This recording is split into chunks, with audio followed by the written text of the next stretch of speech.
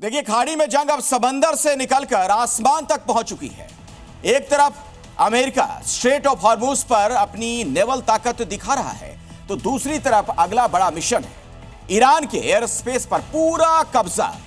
America का दावा यह है कि जल्द ही ईरान का आसमान उसके और इजराइल के फाइटर जेट्स के कंट्रोल में होगा, लेकिन ईरान भी खुली चुनौती दे रहा है कि यह जंग अब समंदर, हवा और अंतरिक्ष तीनों मोर्चों पर लड़ी जाएगी।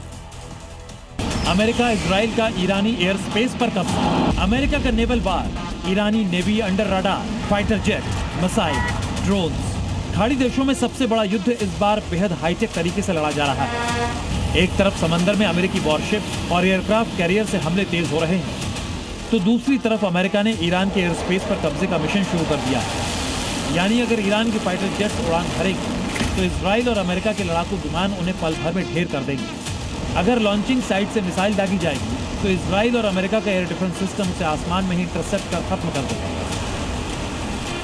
क्योंकि अमेरिका का दावा है कि बहुत जल्द ईरान का आसमान पूरी तरह से अमेरिका और इजरायली एयरफोर्स के कंट्रोल में होगा। यानी अगर जंग लंबी चली तो सबसे पहले अमेरिका ईरान के आसमान को अपने कंट्रोल में लेने की रणनीति पर काम कर रहा है, ताकि जब चाहे जहां चाहे ईरान के भीतर एयर स्ट्राइक कर सके। जंग के 6 दिन बीत जाने के बाद भी ईरान के हमले इजराइल और अमेरिका के सहयोगी देशों पर लगातार जारी है। ईरान अपनी मिसाइल सिटी से बिना लॉन्चिंग पैड के ही खतरनाक मिसाइलें दाग रहा है। यही नहीं, ईरान का एयर डिफेंस सिस्टम भी आसमान में उड़ रहे अमेरिकी और इजरायली फाइटर जेट्स को निशाना बना रहे हैं। यही वजह है कि अब अमेरिका की रणनीति साफ है कि समंदर और आसमान दोनों पर कंट्रोल, ताकि जरूरत पड़ने पर इजराइल की सेना ईरान के भीतर सीधे मिलिट्री ऑपरेशन को अंजाम दे सके। लेकिन ईरान भी साफ कह चुका है कि वो हथियार डालने वाला नहीं है। समंदर से लेकर आसमान तक अमेरिका के हर हमले का जवाब दिया जाए।